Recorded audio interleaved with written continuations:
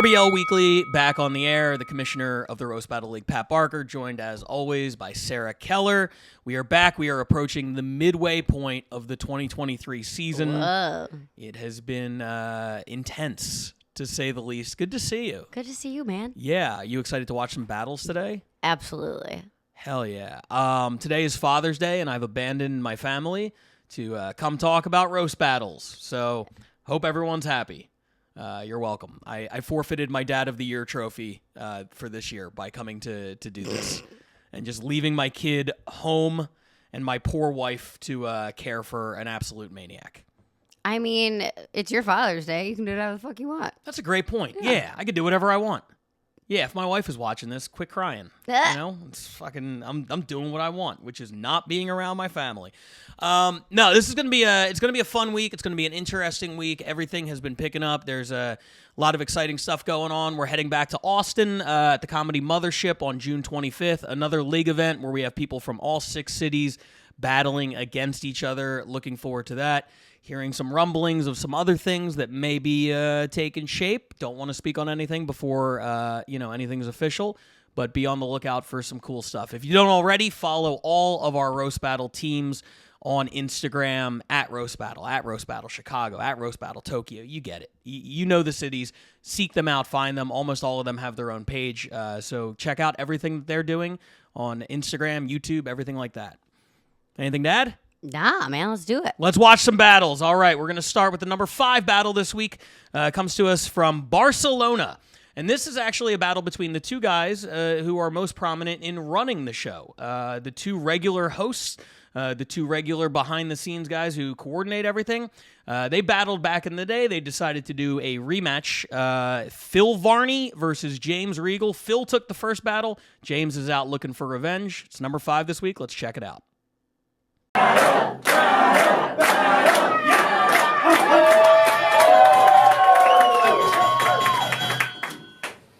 right, this is James Regal.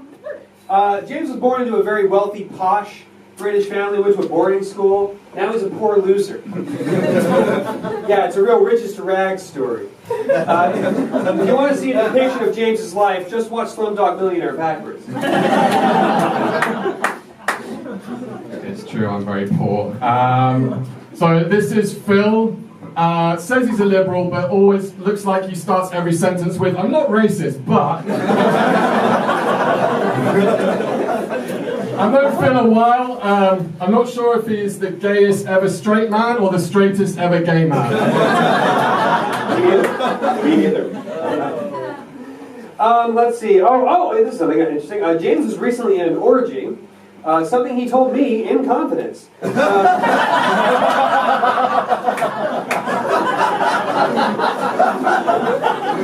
I asked him how it was, and he said, "Phil, it was amazing. I was drowning in pussy. I have never seen so many cats in my life." Wait, that all for a cat joke? That whole thing? I regret it already. That's the last time I have an orgy with your family. Damn it! So whenever I look at Phil, I feel like he's about to give a TED talk about why autism is actually a superpower. And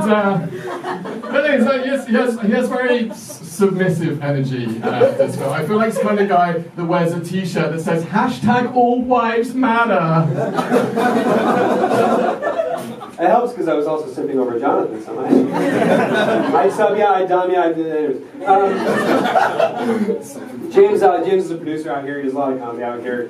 He runs a show called Fake Jews, where him and another annoying Jew named Luke Kaczynski just say a bunch of shit very annoyingly Jewishly. It is a show that the critics have called the Gestapo one.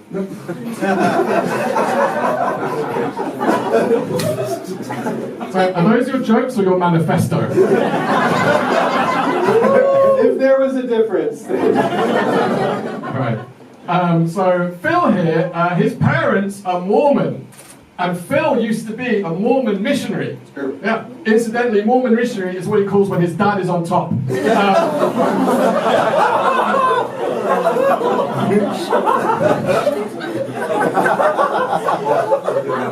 So bitch can't make it more than 2 minutes. True facts. Mormons believe that when you die, you get your own planet, and Phil wants to own Uranus.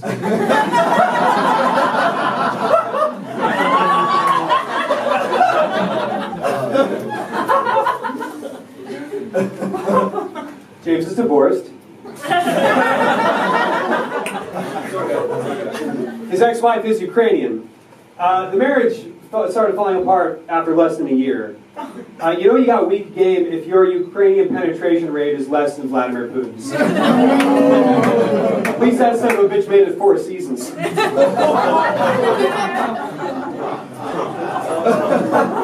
Listen, we all make mistakes, just like your parents. Anyway, so if I look at Phil, he's got like such a weird, straight, thin body and a really white, rubbery head. I feel like you could play the pencil in a Pixar movie about stationery. And also you dress like a badly disguised pedo in a high school. That was a joke. I should have said that. The pencil one was better. Yeah, you really should have stopped by killing yourself earlier. Hey.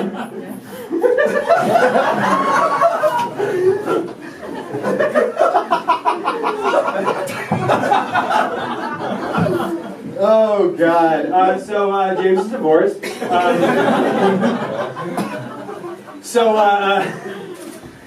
You have it bad, man, because your ex-wife right now is getting railed in the Caribbean by a guy who looks like James Bond, and you're getting railed in the basement in Barcelona by a guy who looks like Mr. Bean. I've never been happier. Thank you, Jeffrey Dahmer.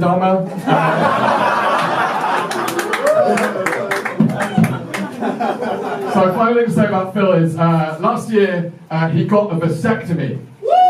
So he used to be Mormon, now he's less man.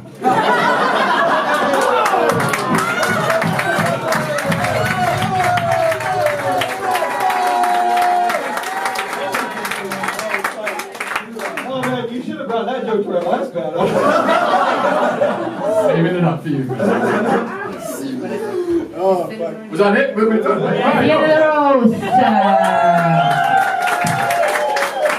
All right, so James Regal getting his revenge on Phil Varney with a little knockout punch at the end there, officially picking up the win, evening the score between those two at 1. Rubber match coming up to be determined. What do you think? There were some really, really good moments, and then some kind of boring moments. But the thing that jumped out at me the most was that James had this tendency to tell a really good joke and then follow it with a really shitty joke. And I was like, why don't you just leave the good joke and be done? Oh, you're saying, okay, so all of his jokes, like his comeback or his first part of the joke was good and got a good laugh. And then it was like the stereotypical, we've heard all of these jokes, was the second one. This is something that we talked a lot about with Digits when he filled in one week when you weren't able to be here, and he was wondering, like, why does everybody do 2 or 3 jokes? And there is obviously a risk reward. I mean, we've seen enough people connect on multiple jokes, and we're going to see more of that in this episode. But yeah, absolutely. When the second joke whiffs, it kind of takes away from the first joke hitting. Yeah, and I took notice on it on the first couple, and I was like, oh, okay, well, he's just faltering. And then it was every joke. He had a really good first one, and then the second one was like, cats and pussy. And I was like, but the first one was like, the first part was good. Are you thinking of Phil? No. Phil was the cats and pussy. I'm not thinking. That just was the cliche joke that I could think of. That came into your head, yes. Because I didn't write down the bad jokes. I just wrote down the good jokes. Okay. Well, I see you got a lot of stuff written down, so why don't you tell us what you like now that we've covered what sucked? I liked the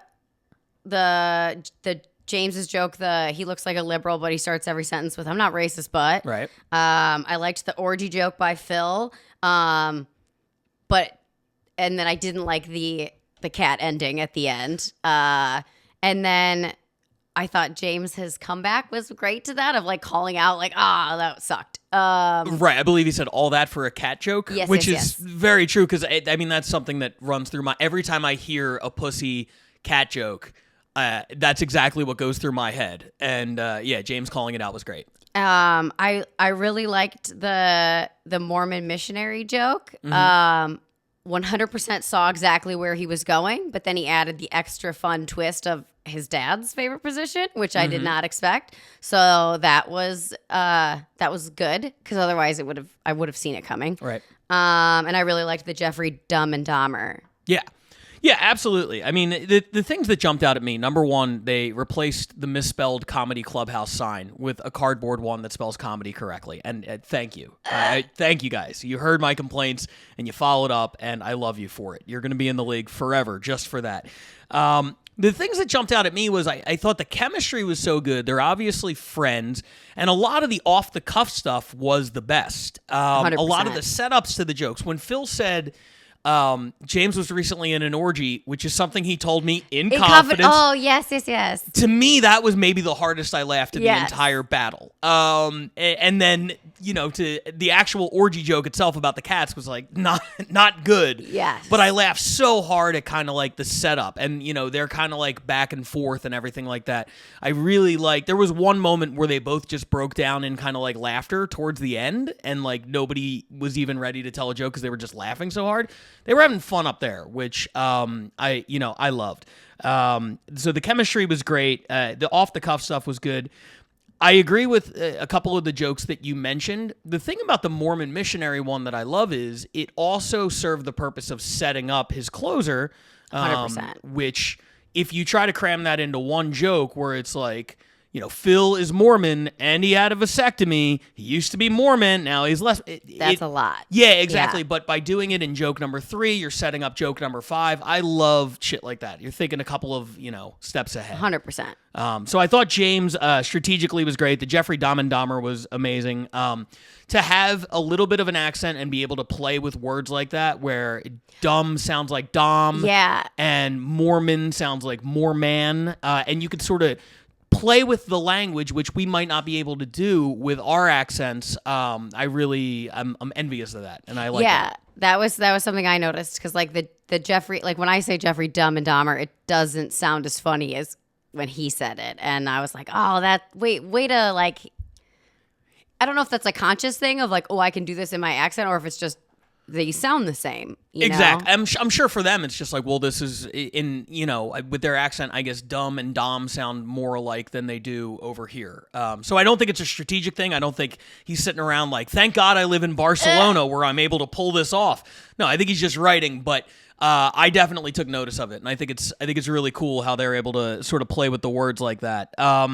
For me, James's written stuff was more solid overall.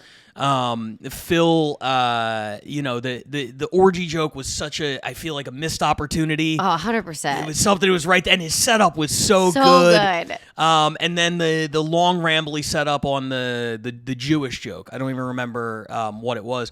I really liked a couple of things that he had, but those were misses for me. Meanwhile, I also really liked, it was silly, but the Pixar movie about stationery. Oh yeah, I really liked that. You could play the pencil. Yep. Like Pixar is going to make that movie now, and 100%. James Regal should get a cut of that. Probably won't, because the world isn't fair. But overall, I thought it was a solid battle. Good way to start the 5. Yeah. Anything I missed? No, I think that's. Then let's keep it moving. And now we are getting to a highly anticipated battle, one that battle fans around the world have been waiting for forever. Every time I talk to a battle fan, I say, what is your dream match? And they tell me Josh Means versus Inui the Poetry Clown. I can't believe it's finally happening. The battle fans have been clamoring for Inui the Poetry Clown. And tonight, I can't believe we agreed to do it. I never thought we'd get him. I can't believe we got him. We got Inui the Poetry Clown. And he stepped on stage at a sold-out Sacramento punchline to battle the president of the Bay Area division, Josh Means. Here it is. Buckle the fuck up. Number 4 this week. Check it out.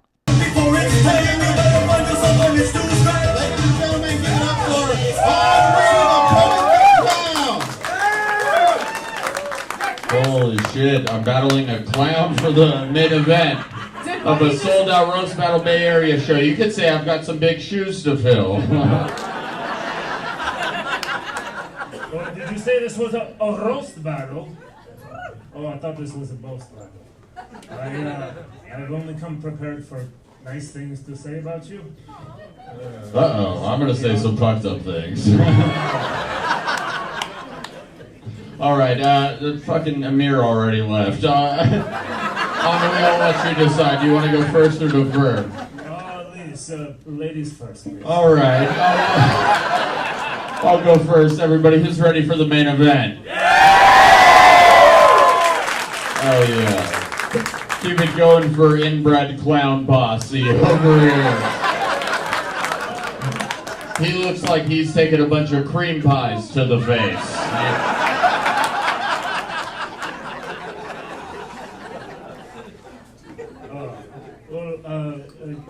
Josh is Josh Min's Ministrations. He may look very mean, very lean, but he actually have a very, very big penis. And when he take it out at his children's school, all the other children, they say, "Oh, I wish I would have brought that for show and tell."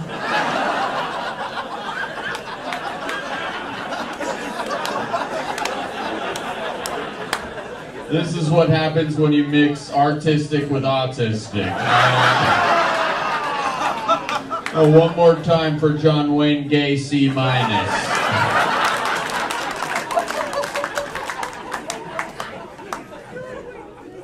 feel bad roasting Josh because Josh is actually a very nice person. Yes, he lives with a man who have no arms and no legs. This is true. I name him Bob.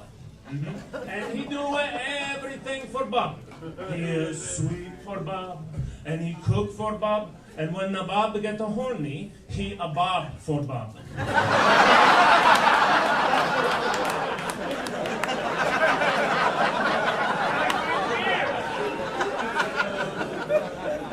All right, good one, Musty the Clown. His pronouns are sh/it. You should pennywise up and choose a new career. So Josh is a little tragic, but Josh has had actually a very hard life. Yes, he's had to overcome so much. His father was a meth head, obviously. And his mother was an orangutan who was also on meth.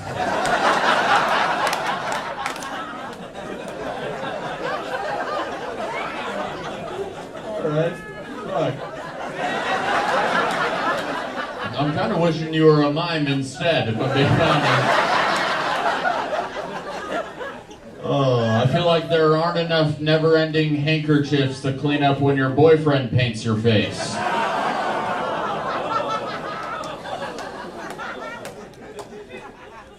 But he does a very good job. That's Josh, in case you could not tell from his hosting duties, is a very hard worker. It's true. He worked for a Target, and he worked for a Best Buy, but his favorite job is he work with retards. Yes. And no, don't laugh. He brings so much joy to the retards. They look at him and they say, "Well, I guess being a retard is not that bad. It could be worse." Okay, so I know you probably have questions. So many questions. I have some answers, but unfortunately those answers have led to more questions. Here's the scenario. They're at the Sacramento Punchline. The Roast Battle Bay Area has experienced tremendous growth since it came into its inception a couple years ago. They sell out the Sacramento Punchline, the big room. That's an amazing feat. And then all the battles are apparently not great. It's kind of a rough night. It's not really hitting. So Josh Means, running the show, decides, I'm going to battle at the end of the show. We're going to do a bonus one because Josh is genuinely very good. I've battled Josh. He is he's incredible. He's really good at this, right? So he decides I'm going to do a battle. Somehow that ends up with Josh Means versus Inui the Poetry Clown as a last-second surprise battle. And that answers the first question. But it brings up these other questions. Why is the clown there? If the clown is not performing, was there a poetry slam next door?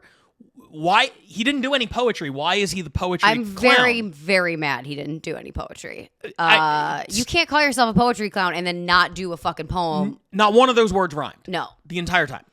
I don't know. Was he just hanging out in full suit and makeup? So wait, Josh decided to do this last minute or was pre-planned? He told me during the show it wasn't going great or as well as he would have hoped. So he decided. Now look, one time in the main room, the first time we filmed with this company that we don't work with anymore, I was sitting there next to Alex DeWong, and the night was not going well. And Alex and I have battled in the past, and we just had jokes on our phone. And I was like, do you want to get up there? But we didn't write anything new. We just got up there with old stuff. So the story, as legend has it, Josh approaches this clown. Why the clown is there, we don't know. He approaches this clown and says, hey, clown, would you like to do a battle at the end of the night? And the clown says, sure, in whatever that Japanese-Italian hybrid accent was. And Josh says, okay, write some jokes about me, and I guess here's my info. And in however many minutes, they come up with this battle. I don't believe that. That battle was way too good for... It's very good. It's suspiciously good. Way too good for that. It's Mark McGwire, Sammy Sosa home run race in 98 level of like, this seems too good to be true. They were on steroids. And in Josh's case, I'm like, okay, I'll bet with the pressure on, I could write 4 clown-based jokes. For sure. But for this guy... He knew a lot about Josh's like living situation, his roommate, everything like that, his job. I don't know. We have our doubts, is what I'm going to say. What I don't have a doubt about is wildly entertaining. Yeah. A lot of fun. Okay. I have some questions. Okay. Is that a real accent? Because it sounds not real. I can almost guarantee it's not real. Okay. I was like, I feel like if it is, I'm not allowed to say it sounds absolutely fucking absurd. But... if it is real, I think it's from a country that doesn't exist. Okay, yeah. What was the country that I didn't know was a real country again? Oh, I can't. Damn it. It might have been Liechtenstein. No. But anyway, it's not a real country. Yes. Okay, that I needed to know. Not doing a poem was a real... like, you didn't even have to do a rhyming poem. You could have done, you could have said those jokes in a spoken word format, and that would have checked that box. A haiku? Could have had a haiku? Oh, dude. If he had done a haiku, game over. He would have won. I've never seen a haiku in roast battle. I might have to challenge myself with that next time. You should. Yeah. I thought the clown got bigger laughs, but I thought Josh had like the better written jokes. And now I'm just to the point of listing the jokes I like. So do you have Josh Means is a beast. So good. The clown was actually good. I give it to Josh. That was a haiku. 575, right? I fucking nailed it. Were you thinking about that while I was talking? Yeah, of course. I wasn't listening to you. Like, I can't just process haikus instantaneously in my head. No, I did that. I honestly think, and that was just to make the syllables fit. I kind of, and maybe it's because I'm judging on a curve, I kind of might edge it to the clown. Josh won the battle, but I might edge it to the clown. The clown, everything the clown said was outstanding. I mean, the big dick at show and tell, even that was a great hacky joke. Premises, you're a pedophile. It's like, I don't know if it's the accent, the face paint, the fact that it was all allegedly last minute. I don't know. I laughed so hard at that. The bobbing for Bob, I thought was really funny. He called his mom an orangutan on meth. Josh's written shit, the artistic, autistic, the one of the most clever ones was his pronouns are sh and it. And it, yeah. I mean, really, really good. I think this is one of those where we don't need to pick a winner. They did, and because Josh runs the show, he won. But, you know, I think overall, I mean, kudos. If that truly is how it happened, they both stepped up last minute and did that, then kudos to both of them because that was great. Yeah, you know, I think the clown edged it, like, based on audience reaction and stuff. I think for me, the thing that's giving me, making me want to edge it to Josh is while I'm glad the clown was a clown because it gave Josh a lot of material, there was no fucking reason for the clown to be a clown. And he never paid it off, and that makes me angry. Like, if you're going to be ridiculous, then, like, pay it off somehow. Like, you know, like, he just was in face paint for no reason, and I don't support that. It's not a well thought out character. No. Based on what I saw, there was no poetry. The accent is really hard to place. It's just nonsense. I don't know what he was going for, but it somehow landed for me. And like for me, it didn't because I'm like the jokes you said were great, and they could have stood on their own. You didn't need the crutch of the clown, and so for me, I'm like, well, now you're just being a pussy.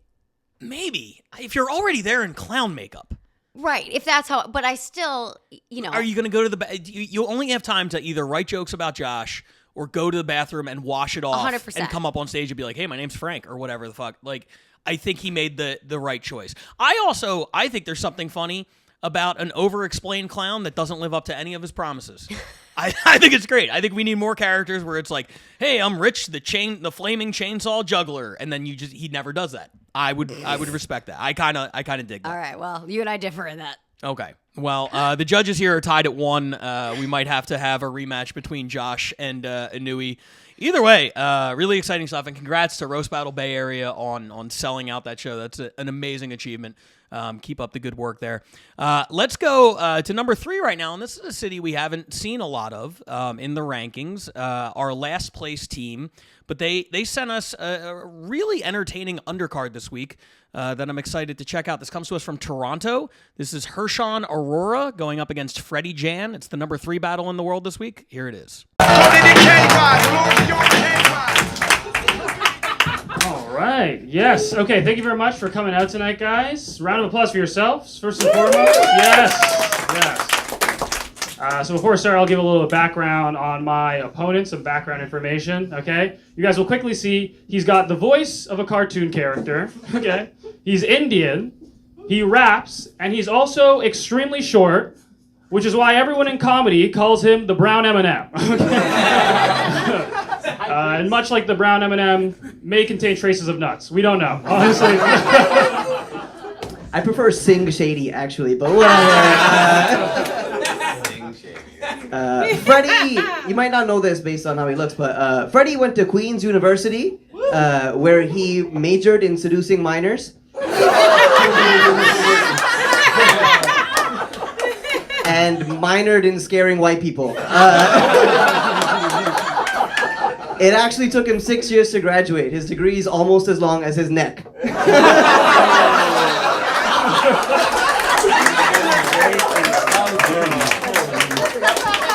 Yes. That was good. That was good. I just think it's really funny that my neck is about Hershon's height. That's yes. But you know what? This second one, I don't even want it to be a roast joke. I just want to say this one thing. Hershon told me this really adorable story. He actually lost his virginity at 24. When he slipped and accidentally fell with his dick in a plate of chicken biryani. The craziest thing is that Hershon is such a loser, he still prematurely ejaculated before he touched it. What can I say? I had a hot date.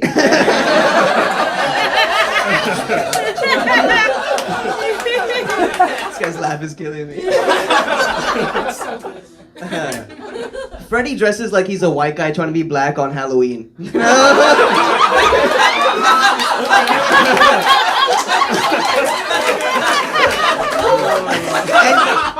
and like his voice is so like white and privileged. You look like Will Smith fucked Carlton Banks, you know?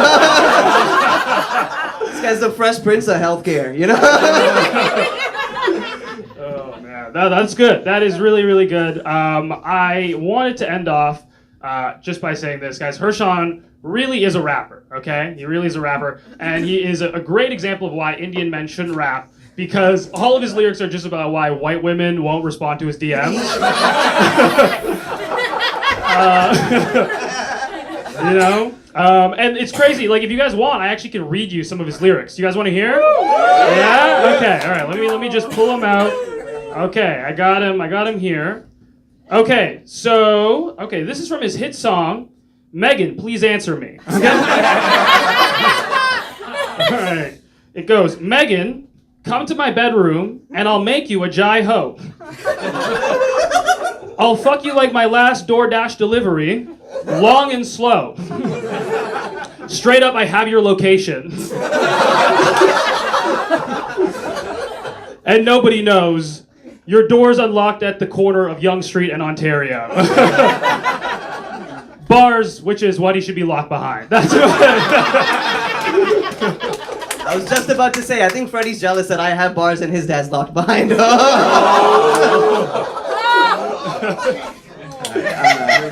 Freddie, if you couldn't tell by his face, Freddie has commitment issues.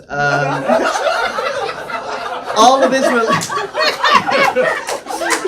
right, like all of his relationships end after 10 months, right? Yeah, because he runs away after the baby's born.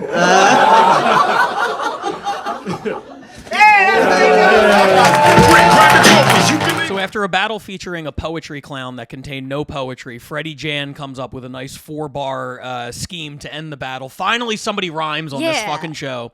I really like this one. I have a couple of constructive criticism notes from it, but overall, I thought that both comics were really funny and gave a good performance. What do you think? Yeah, I thought it was solid. So the joke that Freddie did with the rap, were those actually Hershon's lyrics? No, I don't think they were. Okay, then it's even better. Right. I thought it really was Hershon's lyrics. I was like, first of all, you should stop rapping immediately. Second of all, incredible. Yeah. Like, what a way to lend to your opponent. But then I'm even more impressed with Hershon. Yeah, so that's great. Yeah, I also had a few constructive. All right. Well, let me get into some good stuff. I again, their chemistry was really good. They were having a lot of fun on stage. Hershon's jokes built nicely. The way we talked about before, how in the Barcelona battle, sometimes the tag or the second part of the joke wasn't up to snuff compared to the first part of the joke, and you built this momentum and then crashed it into the ground. I thought Hershon just kept building. His opening joke about he majored in seducing minors and minored in scaring white people, and it took 6 years to get his degree, was almost as long as his neck. I thought that was a really good, 1, 2, 3 combo. Definitely. So I thought that was great. I also loved Freddie's rebuttal to that. My neck is Hershon's height. When you're battling a short guy, yeah, absolutely. Utilize that. Freddie's closer, and then, the way Hershon... And it's a shame, because Freddie was the first one. He won the race to the bars joke. Yes, you know what I mean? He said bars, which is what he should be locked behind, which should have neutralized Hershon's planned rebuttal about, I have bars and his father should be locked behind him. But he did it anyway, and it still worked. Yes, I have that note written down to ask you, because I thought the same. Like, normally, it's been done. I was surprised that it worked in the room. And I was more surprised it worked for me, even. I don't know what it was about the delivery, but I was okay with it happening twice also. But my gut reaction is, don't do that. If I was in Hershon's shoes, I would have never done that. 100%. But I think because he did it so quick, it somehow worked. I think if he had waited 5 seconds and then done it, I can't quantify why I feel this way, but I think it would not have worked nearly as well. Yeah. And then, Hershon, classic in his last move, going for your dad is in prison and you're going to be a deadbeat father who abandons all your girlfriends after the baby is born. Again, if it's right in front of you and you can get away with it, I guess do it. My first semi-critical note would be, to Toronto and just kind of like the setup. Toronto's been, very consistent in running shows, sending us battles. It's their first season. A lot of these scenes had roast battle shows before the league was conceptualized, and they would call it something else. It's the insult, show or whatever. And then we said, hey, let's rebrand it as roast battle. But they had a scene established. Toronto started really from the ground up. So this is truly an expansion team, to put it in sports terms, which is, you're usually looking at getting your legs underneath you. What I would say is the camera setup features the judges more prominently than one of the battlers. And you took Freddie, a dark-skinned black guy, and you put him in a corner where on video, if he wasn't wearing khaki pants, I wouldn't have even been able to see him. Yeah. And then you have his opponent making not one, not two, but 3 visual jokes about how long Freddie's neck is, and then, even the last joke, which wasn't a visual one, he set it up with, like, Freddie has commitment issues, which obviously, just look at him, and it's like, I would love to. Yeah. I would love to look at him, but I can't because he is off in the corner, and it's just not... That part is not translating to video. So it's little things like that where it's like if you reposition, Barcelona had a way to get all the judges on camera, which I'm not sure you need, but, space constrictions. But then you could also very clearly see James and Phil when they were battling.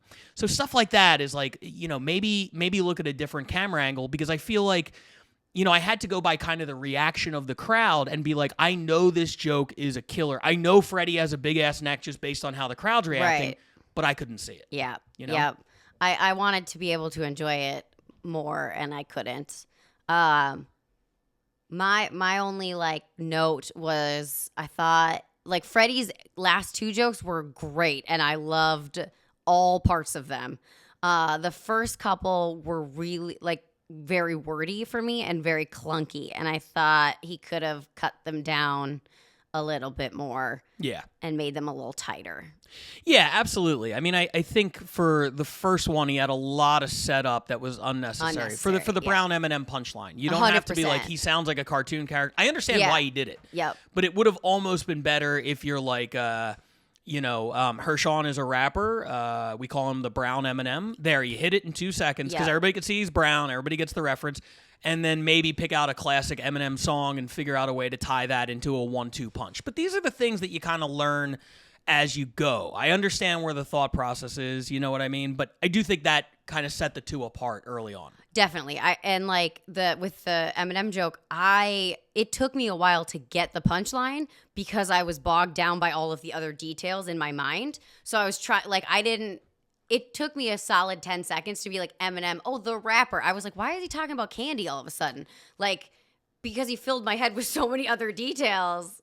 That's actually a really good note, and I think something that a lot of battlers all over the world should take heed to is every word of the setup necessary? Are you giving pertinent information? Would that joke have worked any worse if you left out he sounds like a cartoon character?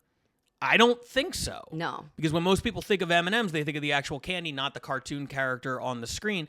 And when you give people too many pieces to the puzzle, it's a lot harder to do. You want to do a lot of the work for them. Yeah. And I think you want to minimize that kind of information. Yeah. 100%. Audiences are stupid. I'm an idiot. I don't know. Because I don't know any of the information you know. Yeah. So give me what I need, but not more. And then what you touched on, because his jokes were so long and had a lot of extra information, then Hershon's very quick comebacks were just highlighted and made it look so much better. And he was able to pull out front pretty quickly. And don't give your opponent that advantage. I think one of the keys to roast battle is, and this is something I'm not necessarily great at, but I think some of the best people make it look really easy.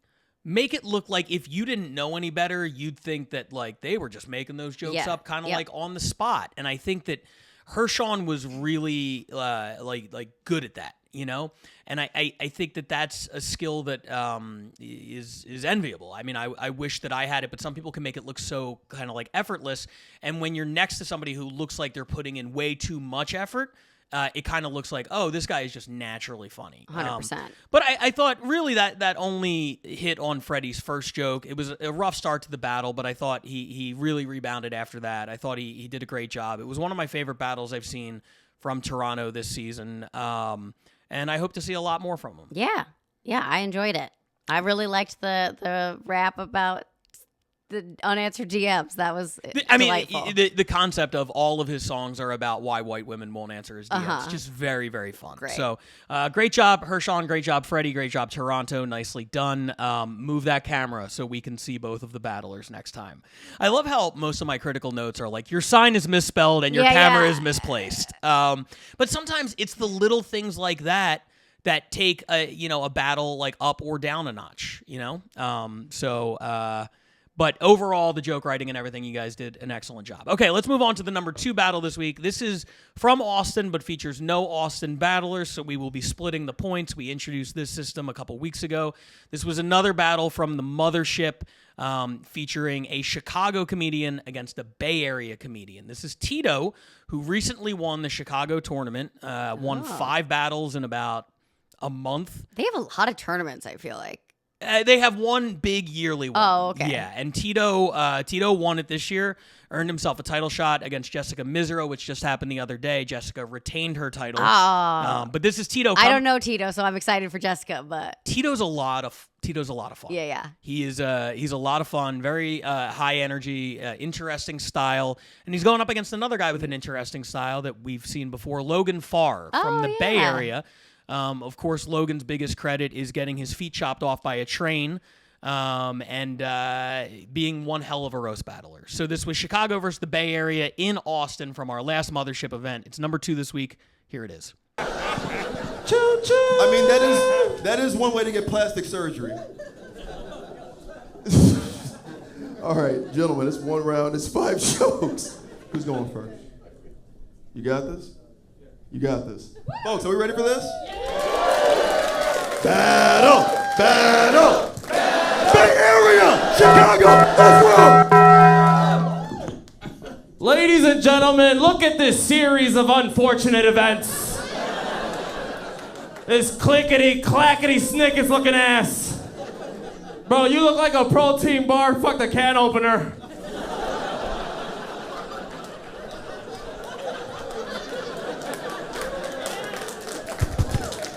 How are you gonna talk shit about my looks looking like you're getting all dolled up to head to Trader Jose's? Tito, just like the vodka you're named after, I would prefer you if ice was involved.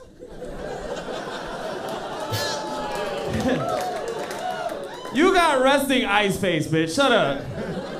He's not ops, he's oops. Anyways. This beautiful white devil over here. Is he queen? So he's not racist because both his best legs are black.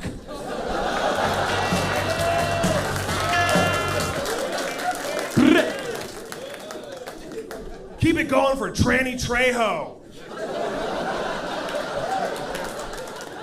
Don't we look like we'd be in a pirate-themed porno?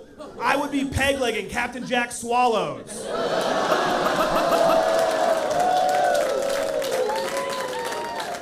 And spits. Like a bitch. This guy used to be a firefighter, but not a lot of people know he used to be a bouncer at a Boston Marathon. He got fired. Most people don't know Tito used to play football. You know, Colin Kaepernick.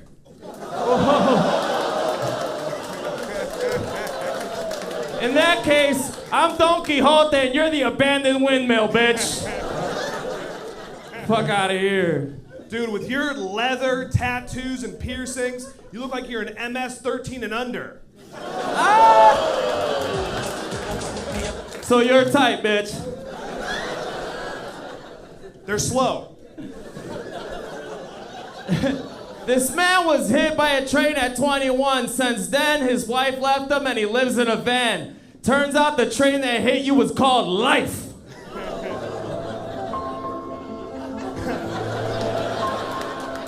Nice one, Benicio del Oro. I find Half it funny. Jackman. I find it funny Tito's a landlord when he looks like one of the burglars from Homes Alone. All right. Hey, yo, keep it going, man. It's Tito Reyes, Logan Park, San Francisco Bay Area. That's what I'm talking about. All right, Tito, you went first last time. You're up first this time. Let's roast! Tito is a wetback. Not because he's Mexican. He just hates dudes finishing in his hair.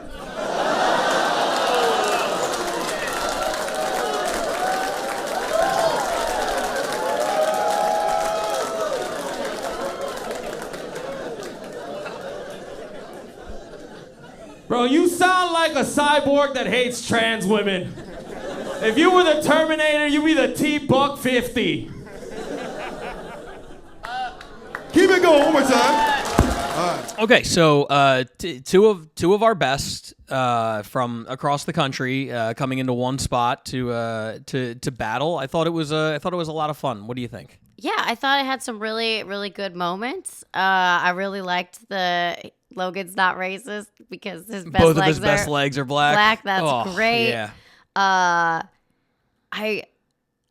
wish I got the Don Quixote joke, but I am not smart enough. Did you get it?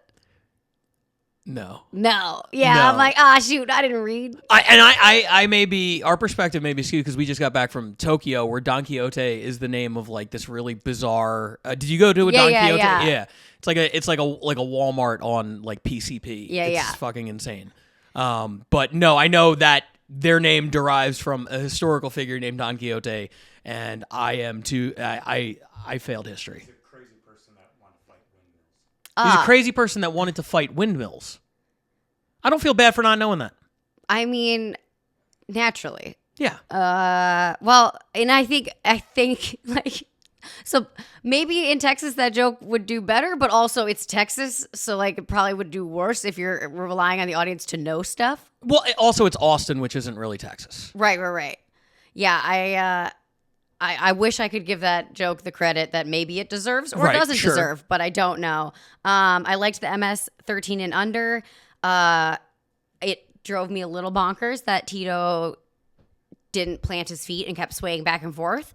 I also thought that was a missed opportunity on Logan's part because he could have made a comment on it if, and that's where the research on your opponent comes in because I'm sure these two don't know each other super well coming from two different leagues. Correct, yes. And maybe there isn't video of Tito out there, but that's one of the things like I always do is watch videos to see what do they do on stage that the audience is going to see and how can I make fun of that. Yeah. It just drove me bonkers having him sway back and forth constantly. The other thing is Tito didn't look at Logan the entire battle, and that bugged me too. Logan did a really good job of connecting with Tito, looking at him, delivering the jokes to him. Tito had his back angled away from Logan the entire time. It just made it feel like he wasn't in it, and that took me out of his jokes. Even though he had some fucking great ones. Yeah, I mean, that's interesting because I have seen a bunch of Tito. That is very much a Tito trademark. One thing is, like, I feel like every time he battles, he doesn't even use his opponent's name. I don't think I heard him say one time, like, Logan, blah, blah, blah, blah, blah. It was always like, this bitch, this motherfucker, this guy, he looks like, blah, blah. He has a very distinct style, and we talk about how, styles make fights, and I've seen him have some real classics in Chicago with people who have maybe like a similar energy. And when we booked this battle, I was wondering how that might translate because, we talk about chemistry and everything like that.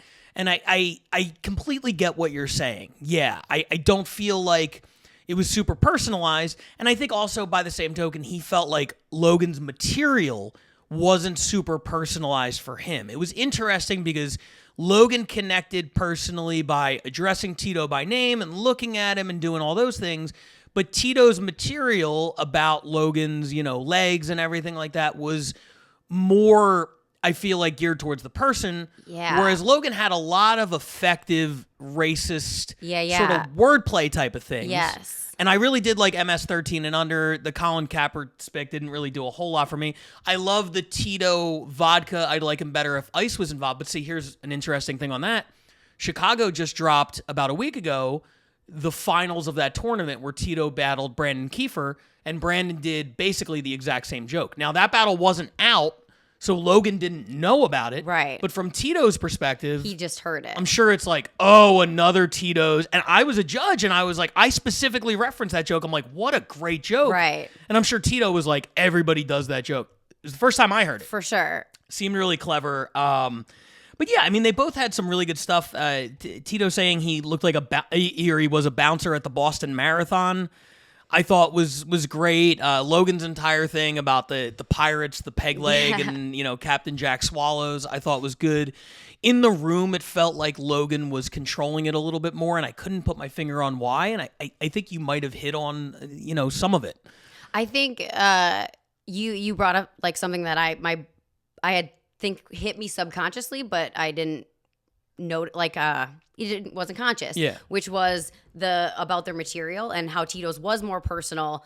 And so I think for me, like on paper this was a good battle, but there was something that wasn't hitting for me, and I think you hit on it. They both had aspects of the battle that were not personal, that were disconnected, and so that made the whole battle feel disconnected to me. So thank you for pointing that out. I feel like one other thing, because I feel like we're uncovering a lot of things that we never quite were able to contextualize. Yeah, exactly. But so we had a battle this past week in LA between Sarah Fatimi and Nate Welch that I know you judged. And it was a good battle. They're both good battlers. Yeah. I enjoyed it. I watched it back for this. I didn't think it was quite good enough to make the 5 this week, watching it back. And Nate does this thing on stage, and I referenced it when I talked to him afterwards, but like a lot of times somebody hits him with a joke and he'll just be like, yeah. And he'll make like the stink face where it's like, that's not funny. Why are you guys laughing? That's stupid. Blah, blah, blah, blah, blah. And I feel like Tito had a little bit of that in this battle. And I think from his perspective, they probably seemed like lazy racist jokes. So I understand why he feels that way. But then Logan is laughing at everything Tito says, and it looks like he's having a good time up there. So it's almost about tricking the audience into thinking you're having a good time, because if the audience is laughing at the jokes and then you're telling the audience they're wrong, it kind of makes you look like a sore loser, even if you have a point. Yeah, 100%. Even if I might agree with you, it doesn't benefit you to tell the audience through your face that they are wrong and that shit was actually trash. 100%. Yeah, I definitely noticed that during the Nate and Sarah battle as well. Like there were like she called him gay a bunch, and that was and like he to me doesn't come across as not at all gay, and so the jokes didn't land. And then when he made that face, I was like, oh, don't, because I'm feeling it, but I want you to have fun and like give me permission to feel whatever I feel. Mm-hmm. You're almost always better off either not reacting at all or laughing. And elevating it. And really, when we battled in Tokyo, JJ, who runs the show out there, he had a little pre-show like production meeting where he was instructing people like, you yes and, you laugh, you elevate the other person. And we've never really done that out here. But I was like, man, that's an interesting idea to maybe tell people. I don't want to micromanage how people act on stage. I don't want to get into that. But I thought it was a good note, because I don't know that people even realize maybe sometimes that they are hurting themselves by making it look like they are more affected by the jokes maybe than they actually are. Yeah, I think I've always said, like when I was giving the pre-battle, like you have to have fun. If you don't have fun, the audience can't have fun. You have to give them permission to laugh at the fucked up shit you're about to say. Verbatim, clearly I've said it a bunch. Yeah. And I've never explicitly said, yeah, you need to yes and, but that's kind of what I meant is like, yeah, you gotta have fun. Like, cause you're already saying really things that make people uncomfortable. And especially if they're about you, and you're laughing at them, then the audience is like, okay, we can laugh at it too. But if you're like, don't laugh at that, then they're like, oh no, this isn't a safe space anymore. And now it's mean, and now it's not in the spirit, and everything. Yeah. Yeah, exactly. Either way, I thought it was a really good battle. I mean, they're both great writers. Yeah. There were some really, really solid jokes in there, and in the room. I mean, one thing I think it's important to note here is that the Mothership does not mic the audience for the videos that we get. In the room, those guys were both crushing. Oh, yeah, I'm sure. And they did very well on video, but I think it's worth mentioning, like, those guys brought the house down. Tito and Logan, they did an incredible job. Each of their cities gets 2 points. All right. That's a couple scores for the Bay Area this episode between the Poetry Clown and the Man with No Legs. The scene is on fire up in NorCal.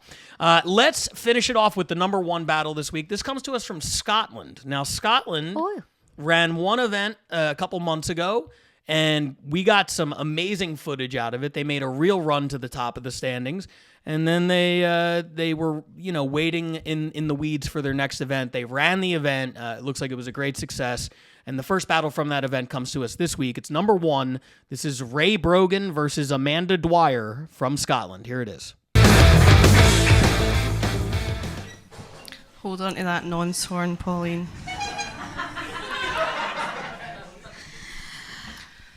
Right, okay, before we start, I just want to say it is such an honour to be here roasting my good friend Amanda Dwyer, the 7th most exciting new female act on the Scottish comedy circuit, 2021. Amanda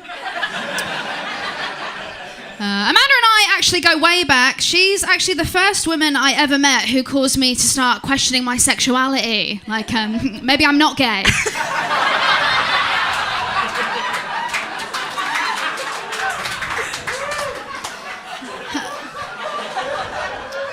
No, there's a lot to like about Amanda. For one, she's got great taste in music. Her favourite band is The Clash, and she's paying tribute to them with that outfit tonight.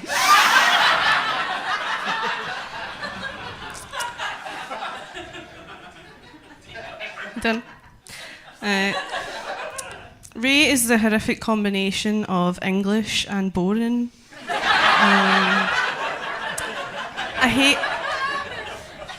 I hate being stuck in a car with Ray. It's the dullest thing in the world.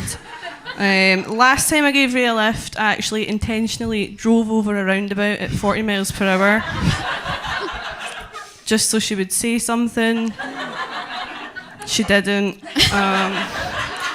Ray blames our being terrible with people on having really bad social anxiety, which I think stems from our childhood when she was asked to never come back to Bible club for sniffing all the girls' seats.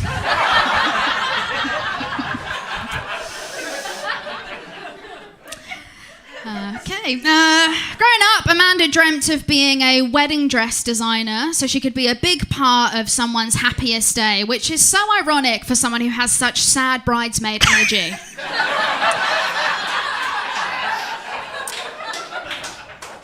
That didn't work out, so now Amanda's a piano teacher. She loves to tickle those ivories, which is Amanda's way of saying she only fucks dense white guys. Amanda works from home, and most of her students are pensioners. And I gotta say, I think it's so nice that for once she's teaching fingering to old men and actually getting paid for it. It's not just social anxiety Ray has, she's also claustrophobic, which is ironic because she sucks the air out of every room that she enters.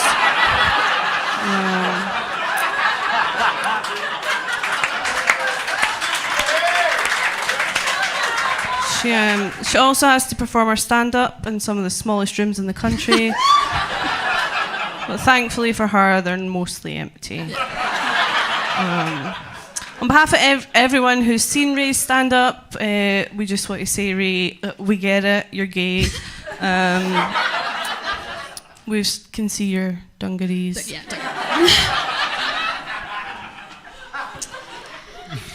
Amanda's family is from the south side of Glasgow, and her face is from the cropped side of every group photo.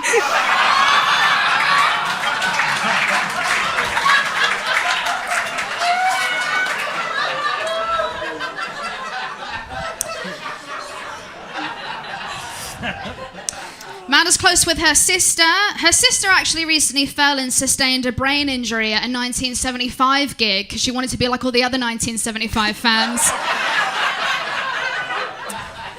Amanda's mother is a gambling addict. They don't get on because every time her mum plays poker, she always says, "I see you and I raise you," which is more than she ever did for Amanda.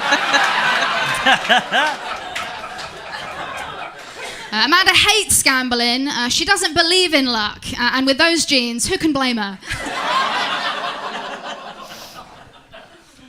Ray actually had a really strange upbringing in that she was raised by slaves. Or au pairs, as her parents called them. Specifically, a 19-year-old Bosnian woman who was fleeing the war. Both Ray's parents are alcoholics. One of her brothers is constantly in and out of prison, and the other is a white rapper. Yet she's still her family's biggest embarrassment. Ray's dad has been a scaffolder for more than 40 years, and if you don't know what that is, it's a skilled construction worker. And as you can see, that's what Ray bases her entire wardrobe on.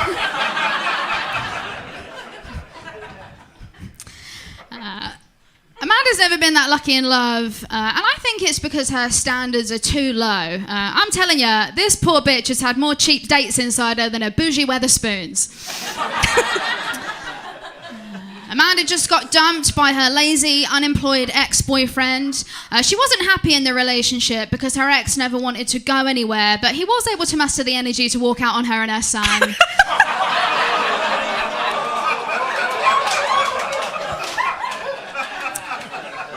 So Amanda is recently single, but to be honest, it's years since she got any action. Let's just say her humour isn't the driest thing about her. I'm telling you, that vagina's been left untouched for so many years, it's actually protected by the National Trust. Although I was so happy to hear that those 4 Colombian school children made it out alive the other day. Miracle. Is it? Ray is a failed actor and therefore an insufferable cunt. She's most proud of her role in a London stage play where she was the lead as a lesbian with a brain injury. The writer wrote the play specifically for Ray after meeting her on a blind date. And I can't believe she wasn't more successful. Like, she's yet to break character, and that play stopped showing 12 years ago. So now Ray does stand-up comedy. She was actually runner-up of So You Think You're Funny in 2021. Yeah, with her set being described as a tight 7 minutes. Which I think's interesting because that's how her dad described taking that Bosnian au pair's virginity.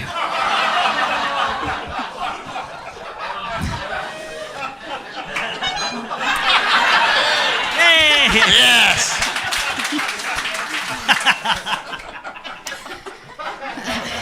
Amanda runs a comedy night called Material Girl with Susan Riddle, a successful comedian. Honestly, Amanda, of all the Madonna-themed names you could have gone for, you should have called it Desperately Seeking Susan, since that's all anyone's doing when they turn up and you're hosting again. Amanda's terrified of heights, and so is her comedy career. In fact, she's so well known for sucking the life out of a room, she's actually gained a bit of a nickname on the circuit. She's known as the service charge, because no one wants her included on their bill. Things are looking up, though, actually. Last year, Amanda had the opportunity to support Tom Stade on his UK tour. A huge slot, according to Tom. But she's had a kid, give her a break.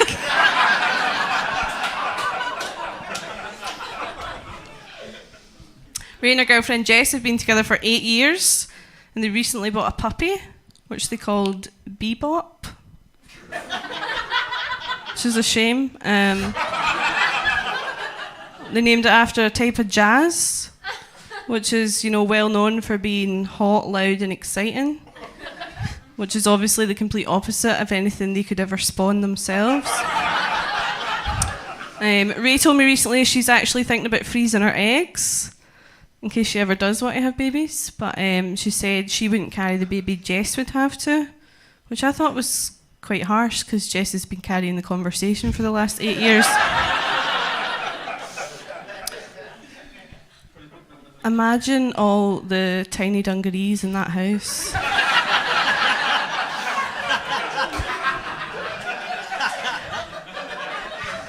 And then, you know, they need to get the baby some as well. That's us. Yeah, that's us.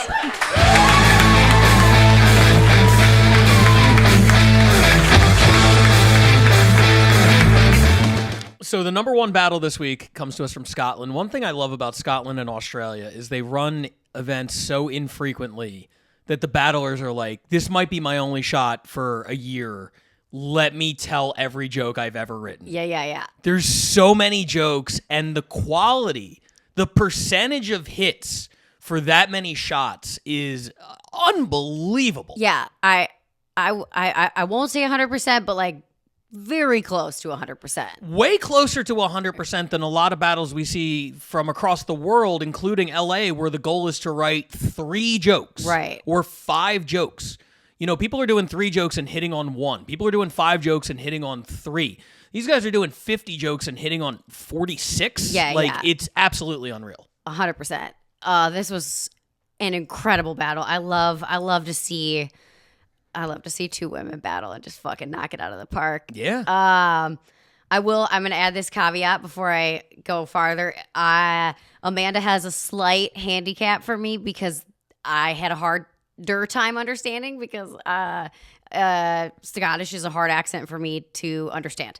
So some of her jokes probably were fucking amazing, and I missed some words, so they weren't as gangbusters maybe in my head. Ray, I thought almost like every single joke for me was incredible, like so well written, unique, just fucking awesome. Where like her first joke, I was like, that is a banger. That is one of the best jokes I've ever heard. And then she followed it up with 2 more that were the same quality. I started to write down, and then I quickly realized that I was going to write down every joke. Yes. And had to stop. I liked Amanda had really great jokes, like the claustrophobic. She sucks the air out of the room. The only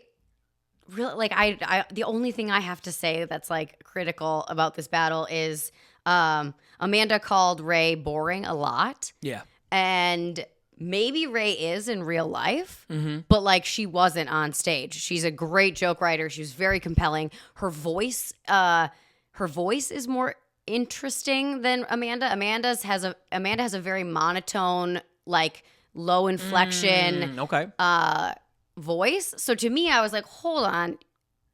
From the only information I have, which is watching this battle, that's the only thing I know about these 2 women. Amanda seemed like the more quote unquote boring one just based on her voice alone and her energy. Yeah.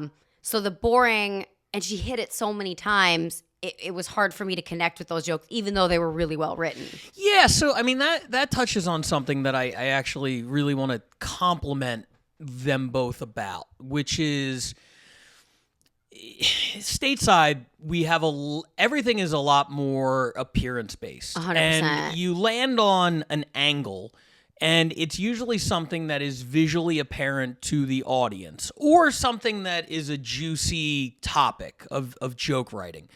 You know, if I'm battling somebody who's heavy or of a different ethnicity or a different sexuality or whatever, I think the inclination is to, she's a lesbian. I'm going to write, a bunch of jokes about her being a lesbian, and they're all going to be word plays about, the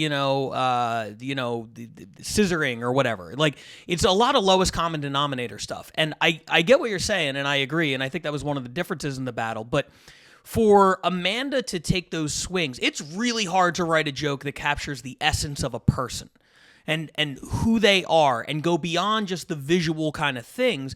And even the like lesbian material, I thought she got into how like her being a lesbian is, or how she talks about being a lesbian is like a character flaw, or like we get it, you're a lesbian, like that kind of thing. Like she didn't hit on anything obvious. She took some really big swings, not only to write a million jokes, but to write them about something where it's like, I'm going to paint a picture of this person to a crowd that doesn't know her and go in on her personality and who she is, you know, beyond the pale.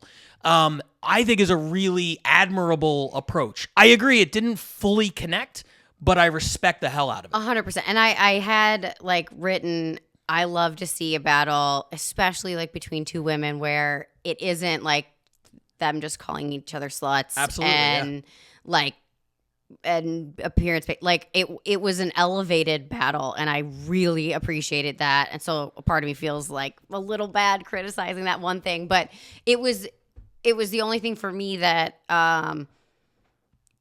wasn't a home run in the battle. Yeah, I mean, look, sometimes the nature of this show is to point out the good and the bad, and sometimes you really got to search to find the bad. It's not readily apparent. Sometimes you really got to dig. You know what I mean? There's way more good than bad 100%. In this battle, obviously.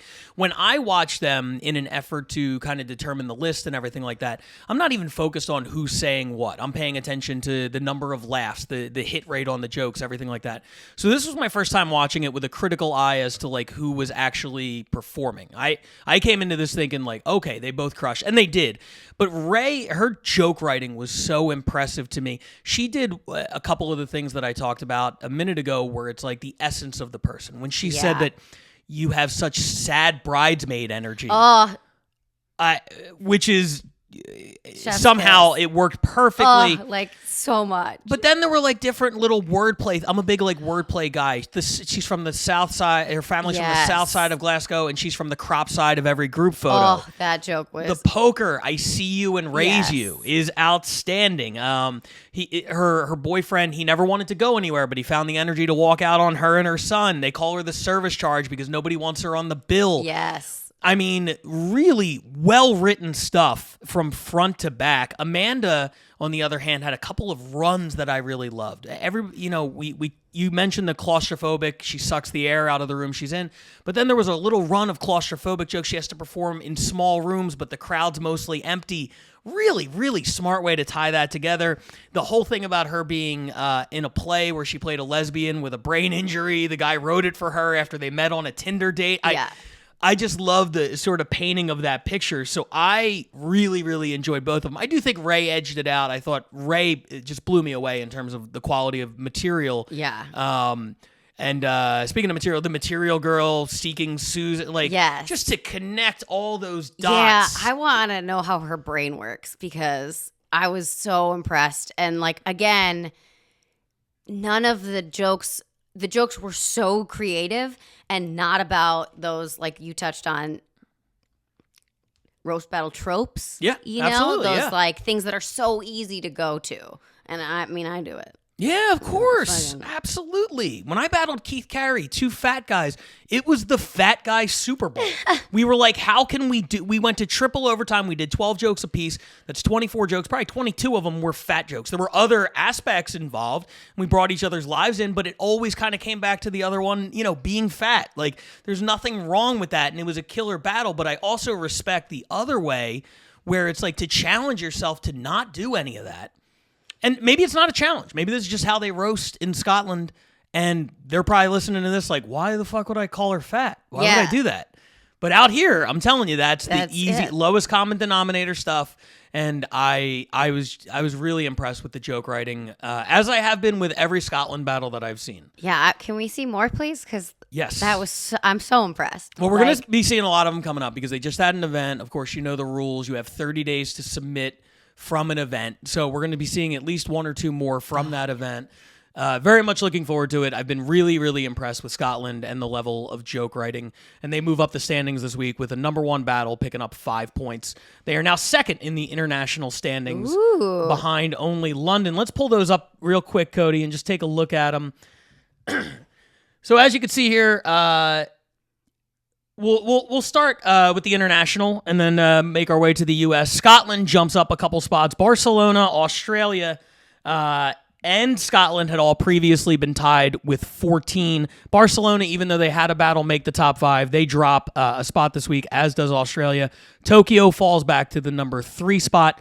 And then Toronto picks up 3, and they are still, at the back of the pack, but they're within striking distance. One thing we've seen this season, you can pick up 5 to 10 points in a hurry. This is not by any means over for any of these cities. And then in the U.S., Los Angeles, idle this week, didn't score any. Same with Austin. Chicago, by virtue of Tito's performance in the Mothership battle, jumps up and passes New York City. The Bay Area picking up 4 points. They are now within striking distance of getting out of the cellar. They are only a half point behind Denver. Exciting stuff. We are approaching the halfway point of the season. And I did the math, almost 600 battles done across the 12 cities since the beginning of March. It's been a really competitive season, and we got more coming up. Whoa. Also, you're such a nerd. I did the math. I know. Why? I know. Just for fun. I'm a big sports guy. I know you don't care about this. Is to me, this is absolutely a sport, and I love how competitive it's getting. And you're just like, yeah, I don't know, whatever. No, I mean, I love roast battle. It's just the like sport. My sport. I don't have sport vocabulary or knowledge or anything, right, as you know, and so I wouldn't like to do that. Seems like an overwhelming amount of work to like figure out how many numbers. I'm like, I don't care. It's the most Let fun. me just watch it's the most fun I have all week. Who makes me feel the best? That's how I would rank. Well, which is why I'm not the commissioner. This is why we work well together on the show, because you're pointing out things that I would never see, and I'm doing math. Yes. So, perfect. Thanks, as always, for joining us. We will be back next week with more RBL Weekly. Until then, I'm Pat Barker. I'm Sarah Keller. And we'll see you guys next time. Bye, everybody.